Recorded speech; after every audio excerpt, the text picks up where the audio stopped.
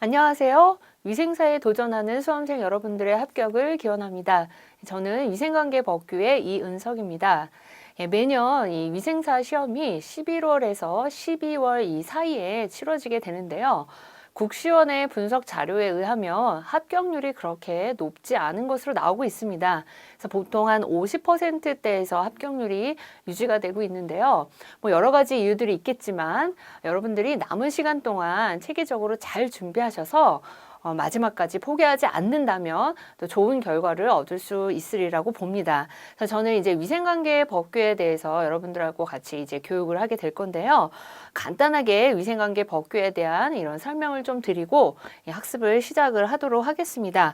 보통 보면 이제 법규 같은 경우에는 시간에 임박해서 몰아서 하게 되면 굉장히 마음이 조급해지기 때문에 잘 외워지지가 않는 부분도 있습니다. 물론 이제 모든 과목들이 그런 특징이 있지만 특히나 법규 같은 경우에는 시간에 쫓기다 보면 오히려 잘 안 외워지기 때문에 여러분들이 시간 분배를 잘 하셔서 꾸준하게 틈틈이 짜투리 시간을 이용하셔서 여러 번 반복 학습하신다면 굉장히 좋은 결과를 얻을 수가 있게 되고요. 한 번에 쭉 몰아서 하는 것보다는 틈틈이 여러 번 반복할 것을 강조를 해드립니다. 또한 법규 같은 경우에는요, 다소 이제 많이 어려워하는 이런 부분들이 있는데 우리가 뭐 이 사법고시 준비하듯이 몇 조 몇 항 뭐 이거 하나하나씩 다 세밀하게 볼 것이 아니라 주로 그 안에 들어있는 이런 내용들을 위주로 볼 거기 때문에 너무 어려워하지 않으셔도 될 것 같고요. 법규라는 게 잘 알아두시면 결국에 여러분들이 위생사가 돼서 그 영역으로 들어갔을 때 그 현장에서 일을 할 때 나의 행동에 굉장히 많은 자유를 가져다 줄 수 있는 게 법규입니다. 그래서 법을 제대로 알면 알수록 내가 그만큼 더 보장받을 수 있고 안전할 수 있다라는 것들을 좀 기억을 해주시면 되겠고요. 이 공부하는 내용들이 정말 시험이 끝나면 그냥 쓸데없는 내용으로 끝나는 게 아니라 임상과 실제적으로 굉장히 많은 연관이 있다라는 관점에서 보신다면 재미있게 공부를 하실 수 있으리라고 봅니다. 자, 위생관계 법규가 우리 시험이 1교시에 치러집니다. 자, 위생관계 법규. 자, 문항이요. 25문항이 나와요. 자, 이게 종전에는 이제 30문항이었다가 이제 최근에 변경이 됐습니다. 25문항. 문항수가 여러 가지 이 위생사를 통과해야 되는 과목 중에서 가장 작은 문항수가 나옵니다. 그러다 보니까 우리가 이 합격에 있어서 주의해야 되는 게 꽈락이에요, 꽈락. 문항수가 좀 많으면 물론 공부를 더 많이 해야 되고 내용을 많이 알아야 되는 이런 부담감도 있지만 그래도 이 꽈락을 좀 면할 수 있는 이런 확률이 좀 올라가는데 문항수가 이렇게 적다 보니까 자칫 잘못하면 꽈락으로 갈 수 있다라는 것들 꼭 기억을 해주셔야 되고요. 이 위생사에 통과를 하시려면 우리가 평균 60%, 그러니까 60점이 넘어야지 되고요. 또 꽈락을 면하시려면 40%가 넘어야 되는 거는 여러분들이 뭐 알고 계실 겁니다. 25문항을 기준으로 봤을 때 60%가 15문항이에요. 15문제. 그 다음에 40%에 해당되는 게 10문제입니다. 내가 비록 60%까지는 받지 못한다고 참 이거는 있어서는 안 되는 일이긴 하지만 만약에 준비가 제대로 안 돼서 이 15문제를 못 맞는다 그러면 최소한 우리가 10문제는 맞아줘야 돼요. 자, 9문제 맞으면 어떻게 되는 거예요? 아쉽지만 낙방을 하게 됩니다. 페일이에요. 그렇기 때문에 여러분들이 일단은 이 꽈락에 대한 위험도를 좀 가지고 계시면서 내가 못해도 10문제 이상. 그런데 우리가 이 평락이라는 게 있기 때문에 여기 40%의 목표를 두고 공부를 하시면 이 나머지 이 20점, 60%까지 올라가야지 합격이 되는 이 점수를 또 다른 과목에서 끌고 와야 됩니다. 부담감이 커지기 때문에 목표는 우리가 항상 이제 100점을 향해서는 가지만 못해도 60% 이상, 15문항 이상은 맞을 수 있도록 준비를 해주시면 되고요. 또 열심히 여러분들이 여러 번 반복하시다 보면 아주 깊숙한 곳에 있는 내용들을 묻고 있지는 않기 때문에 충분하게 잘 통과를 하실 수가 있을 겁니다. 실제로 보면요, 이전에 이제 시험 본 것들 분석 자료에 의하면 이 꽈락이 나오는 과목들이 있는데 그 중에 1등을 한 게 바로 이 위생관계 법규입니다. 가장 많은 인원이 위생관계 법규에서 꽈락이 나오면서 결국엔 뭐 다른 시험 다 100점을 맞아도 꽈락이 생기면 통과할 수 없는 이 다른 과목을 아무리 잘 봐도 통과를 하기가 어렵기 때문에 여러분들이 너무 겁을 먹을 필요는 없지만 그냥 우습게 생각할 과목은 아니다. 라는 것들을 좀 강조를 좀 해드리겠습니다. 자, 그러면 이제 책을 보시면요. 이제 먼저 공부를 할 때 사실 우리 법규라는 게 우리가 일상적으로 용어에서 뭐 우리 일상생활 하면서 흔하게 쓰는 이 용어가 아니기 때문에 굉장히 생소합니다.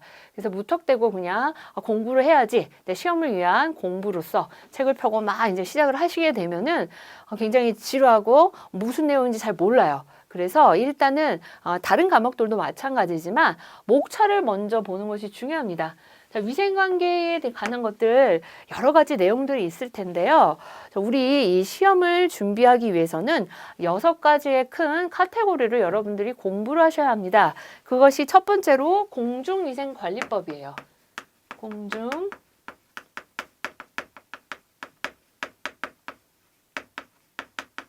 자, 두 번째로 나오는 게 감염병에 대한 겁니다. 감염병. 그리고 세 번째로는 뭐가 나오나요? 예, 식품위생에 관한 게 나옵니다. 식품위생법. 그리고 이제 물에 대한 거, 뭐 폐기물에 대한 거 나올 건데요. 먹는 물 관리법. 자, 먹는 물. 그리고 5번째가 폐기물.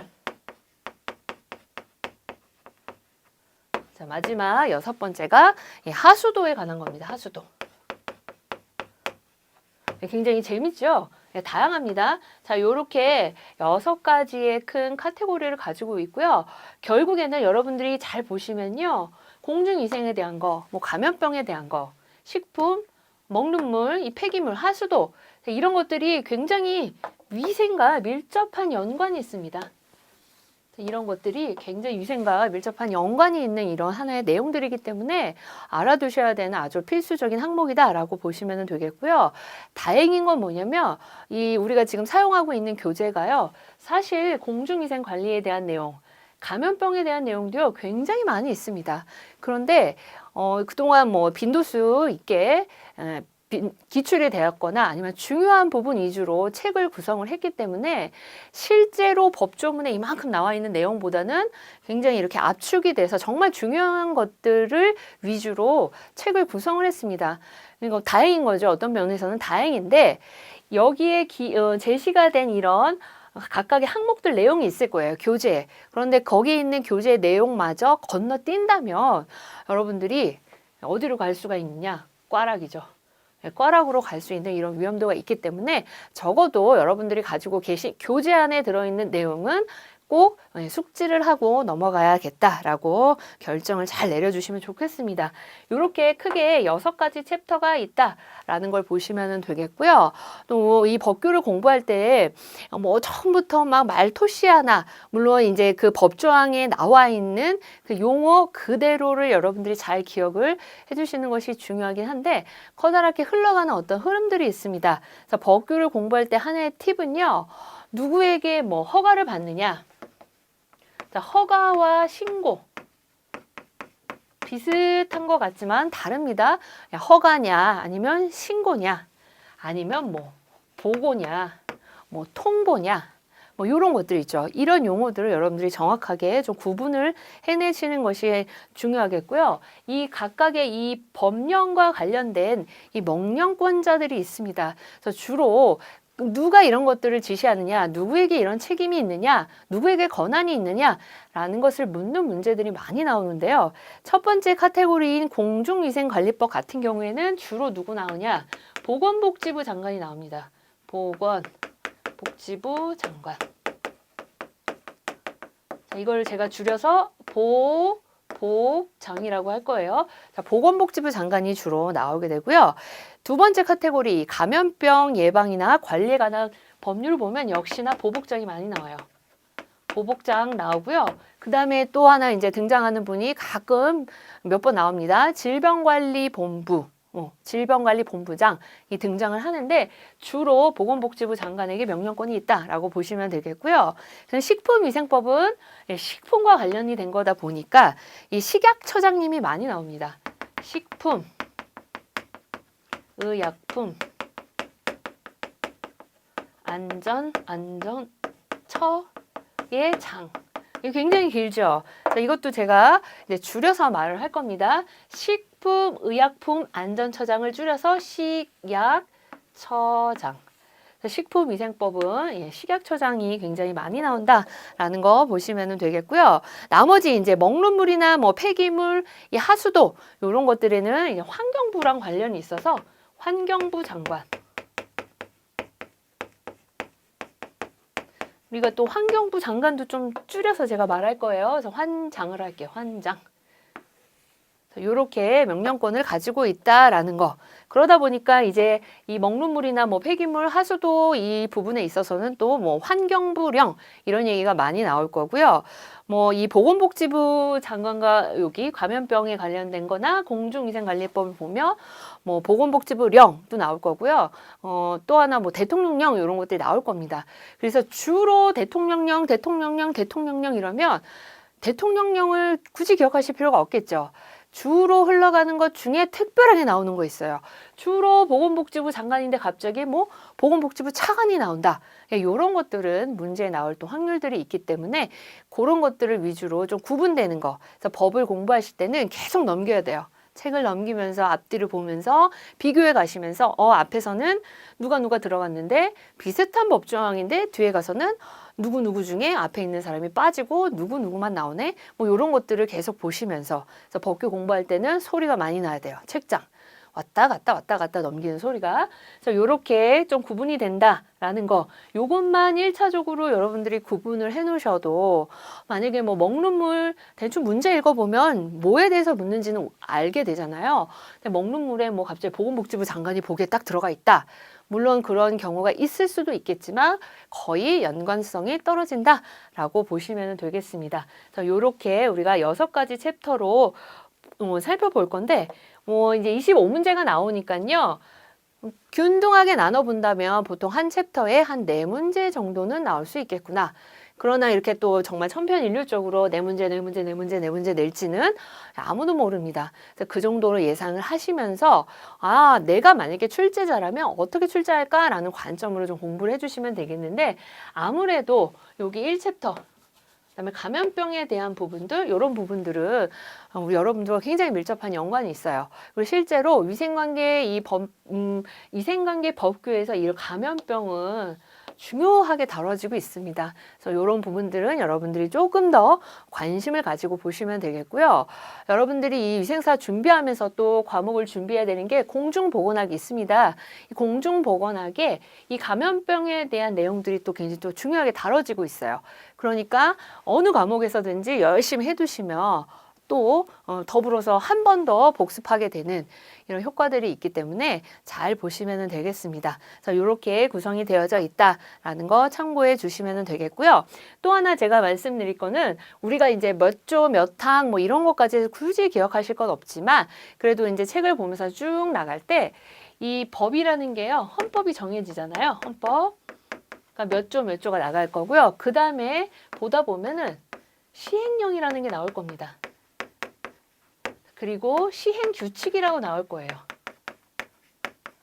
자, 요거는 뭐냐면 이 어떤 법조문 제1조, 뭐 2조 이렇게 법을 규정을 해놓고요.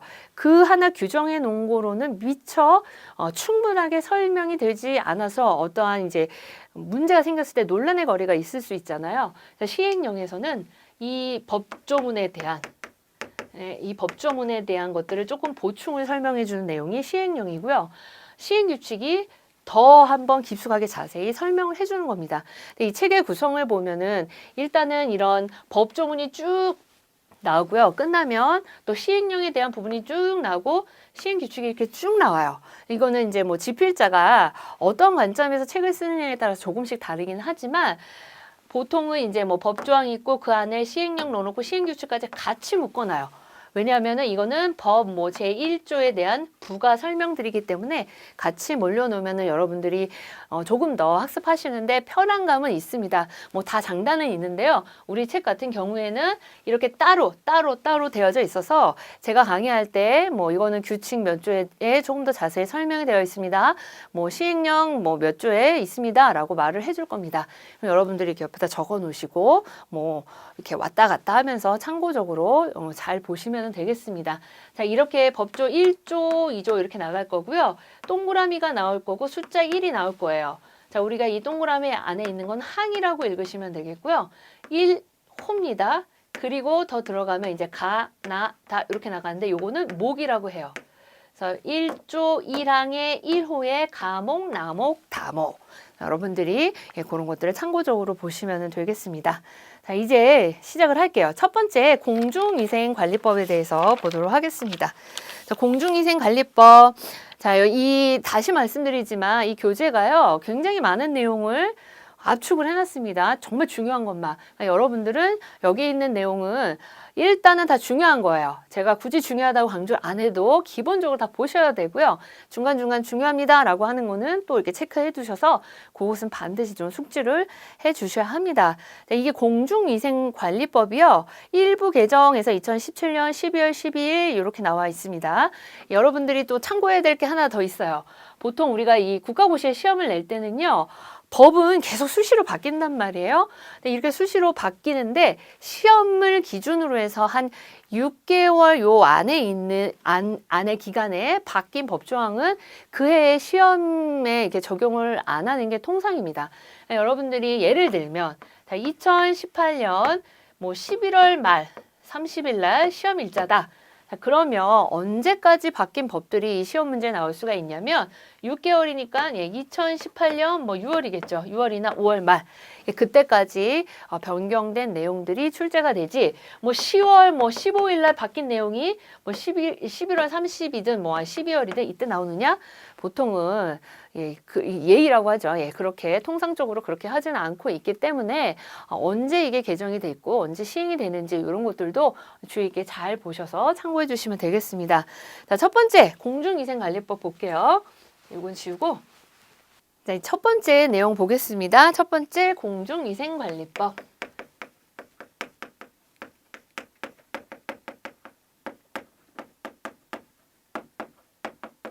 제1조가 나와요. 제1조. 항상 이 법의 1조에는요. 목적이 나옵니다. 목적 같은 경우에는 이 법이 존재하는 이유이기 때문에 여러분들이 잘 보셔야 됩니다. 공중위생관리법의 목적은 공중이 이용하는 영업의 위생관리 등에 관한 사항을 규정함으로써 위생 수준을 향상시키고요. 결국에는 국민의 건강 증진에 기여함을 목적으로 한다. 자, 두 번째, 위생사의 면허 등에서 6조의 이 법조문이 나옵니다. 위생사의 면허. 자, 여러분들 이거 나잖아요. 내가 될 거잖아요. 자, 위생사 여러분들 관계되어 있기 때문에 잘 보셔야 합니다. 1항을 보시면 자, 위생사가 되려는 사람은 이런 1호, 2호, 3호 쭉 나오고요. 여기에 해당하는 사람으로서 그냥 되는 게 아니라 국가고시를 보고 합격을 해야 됩니다. 합격하고 나면 누가 당신을 이제부터 위생사입니다 라고 허락을 해주느냐. 누구냐면요. 보건복지부 장관의 면허를 받게 됩니다. 자격 아니죠. 면허예요. 자, 허가도 아닙니다. 자, 이런 것들을 여러분들이 잘 보셔야 돼요. 요거를 뭐 자격으로 바꾸기도 하고요. 허가로 바꾸기도 하고 그렇게 또 보기가 나타날 수도 있습니다. 1호를 보시면 그러면 어떤 사람들이 이렇게 시험에 응시를 할 수 있느냐? 첫 번째, 대학이에요. 전문대학이나 이와 같은 수준 이상에 해당되는 학교.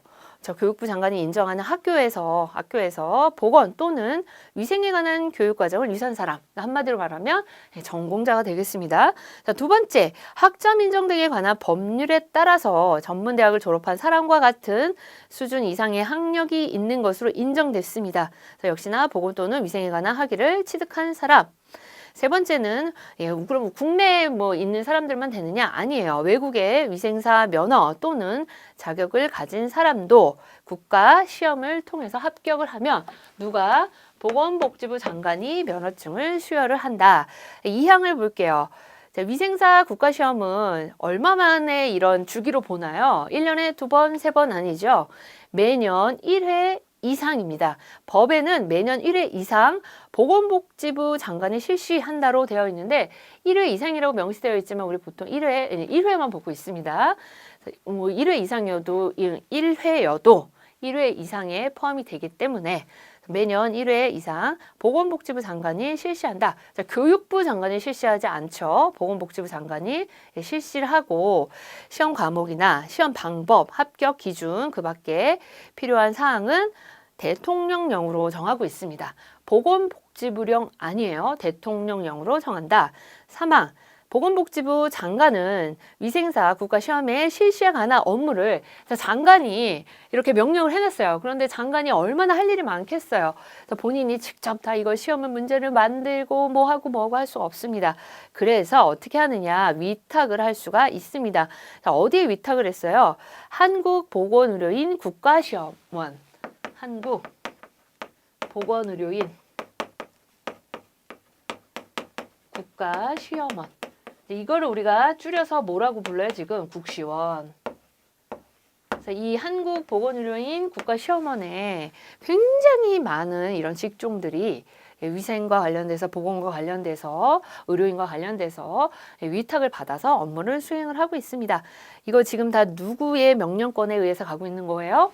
네, 보건복지부 장관이다라고 보시면 되겠습니다. 자, 4항 위생사 국가시험에서 대통령령으로 정하는 부정행위를 한 사람에 대해서는 자, 어떻게 한다고요?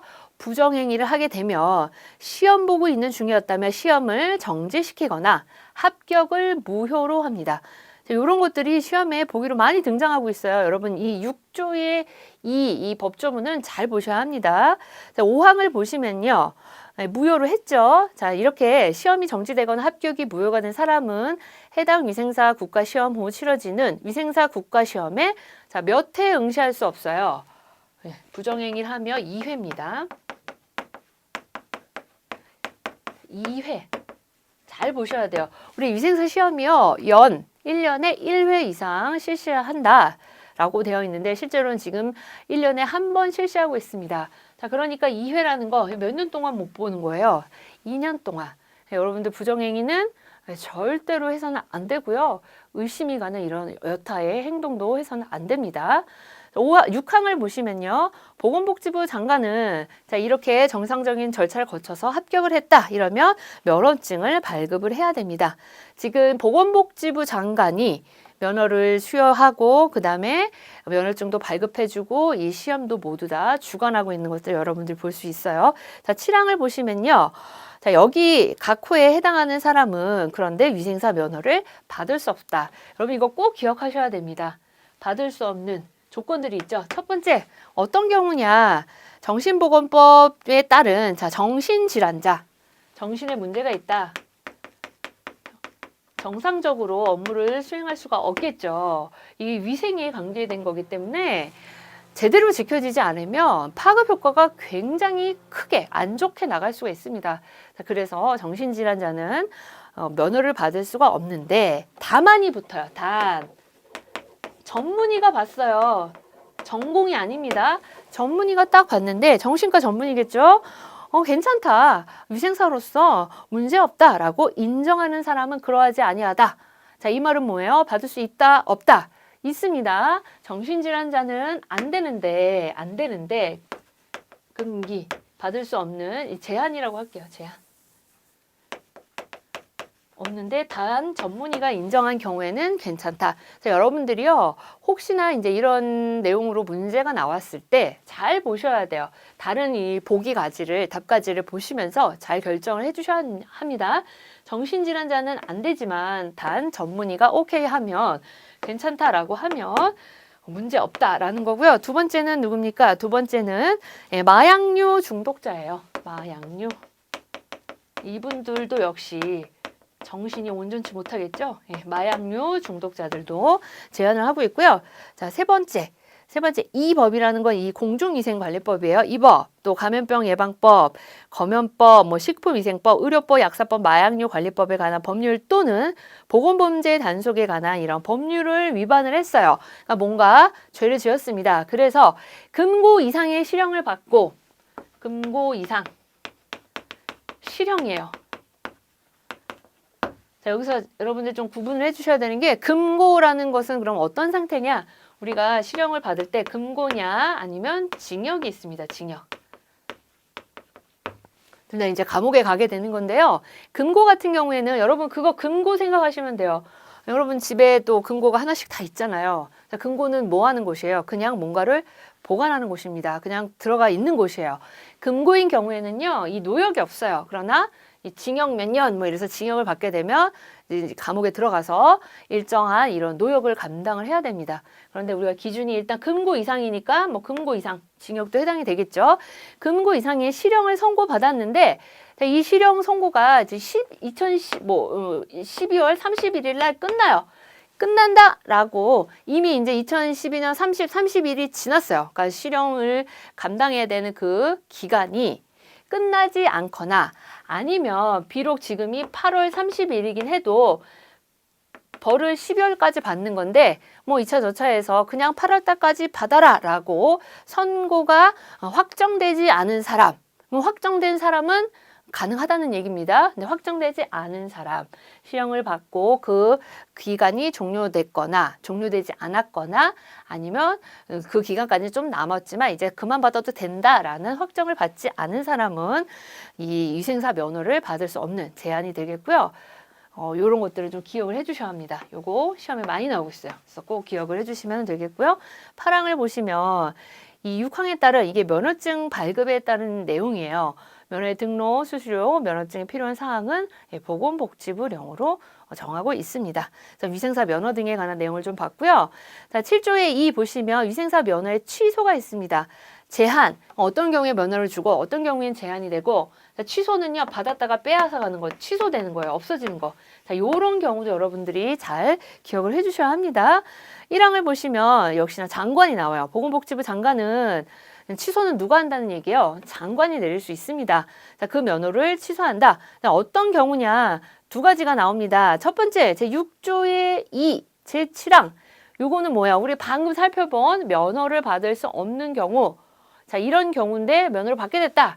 그것이 이 면허를 받을 수 없는 경우잖아 라고 확인이 되면 그때는 취소를 한다라는 거 있고요. 두 번째는 면허증을 대여한 경우입니다. 대여. 여러분들 혹시나 내가 면허를 취득을 해놓고 그냥 묵히고 있는 거예요. 그런데 뭐 2차, 2차에서 그냥 면허증만 빌려주고 이렇게 걸어놓고 뭐 이럴 때 큰 문제가 가지 않을 거야. 절대로 하시면 안 됩니다. 자, 이렇게 면허증을 대여한 경우, 이런 경우에는 뭐 한다고요? 취소한다. 자, 이런 경우에는 보건복지부 장관이 취소한다라는 것을 보시면 되겠습니다. 자, 그러면 혹시 문제 나왔을 때 뭐 알코올 중독자, 뭐 음주자, 자, 이런 경우에도 위생사 면허를 취소한다. 자, 이러면 여러분들이 공부를 안 해두시면 왠지 알코올 중독자는 취소가 될 것 같아 라고 해서 고를 수 있는데 그렇지 않다라는 겁니다. 이 면허를 받을 수 없는 제한 대상이거나 아니면 면허증을 대여한 자는 취소를 한다. 요 경우다라는 거 잘 기억을 해주시면 되겠습니다. 8조의 2를 보시면 위생사의 원무 범위에 대한 게 나와요. 자, 여러분들 위생사가 되셔서 내가 이런 일을 하게 되겠구나. 잘 보셔야겠죠. 각 호, 그러니까 1호부터 6호 쭉 나와 있습니다. 자, 첫 번째 보시면 공중위생업소, 공중이용시설 및 위생용품의 위생관리. 자, 이런 분야에서 일을 하시게 되는데요. 이것이 이제 여러분들의 업무인데 공중위생업소는 어떤 업소냐면요. 뭐 숙박업, 목욕장업, 이용업, 뭐 미용업, 뭐 세탁업, 건물위생관리, 자, 이런 것들이 포함이 된다라고 보시면 되겠습니다. 자, 두 번째, 음료수의 처리 및 위생에 대한 관리. 세 번째, 쓰레기, 분유, 하수, 그 밖의 폐기물의 처리. 자, 이런 데 가다 보니까 여러분들이 하수도법, 뭐 폐기물 관련법 이런 것들을 공부를 하시는 거예요. 네 번째는 식품과 관련된 거. 식품 첨가물 그거와 관련된 기구, 용기, 포장 제조하고 가공에 관한 위생관리에 대한 업무. 다섯 번째, 유해곤충 설치류 및 매개체 관리. 여섯 번째는 그 밖에 보건위생에 영향을 미치는 것으로 대통령령으로 정하는 이런 업무에 여러분들이 이제 일들을 하게 됩니다.